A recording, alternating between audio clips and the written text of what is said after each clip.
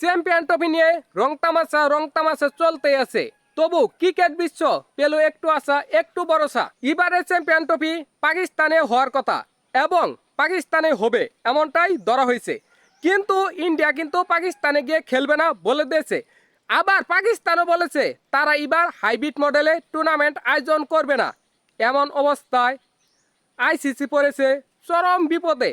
তারা হয়ে গেছে মেন্টাল পাগল। তারা কি করবে বুঝতে পারতেছে না। কারণ ইন্ডিয়া যে কথা বলেছে সেটা নচর হবে না, আইসিসি জানে। কিন্তু পাকিস্তান যা বলেছে তার মধ্যে যুক্তি আছে। তাহলে আইসিসি কি করবে? এমন অবস্থায় পাকিস্তান বুঝতে পারলো যে আমাদের করার কিছু নেই। কারণ ইন্ডিয়া যা বলবে আইসিসি তাই করবে।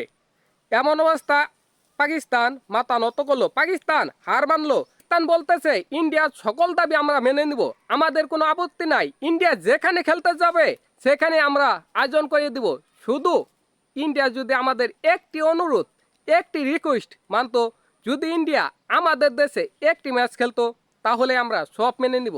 আমাদের এই অনুরোধ, এই দাবি ইন্ডিয়া মানবে বলে আমাদের মনে হয়। যদি মানতো তাহলে আমাদের ভালো হতো। এখন কি ইন্ডিয়া এই দাবি মেনে খেলতে যাবে? এই দাবি মেনে চ্যাম্পিয়ন ট্রফি খেলবে, নাকি ইন্ডিয়া আবারও সমস্যা ঝামেলা সৃষ্টি করবে? দেখা যাক। মনে হয় চ্যাম্পিয়ন ট্রফি এবার হবে, কোনো ঝামেলা থাকবে না, সব সমাধান হয়ে যাবে।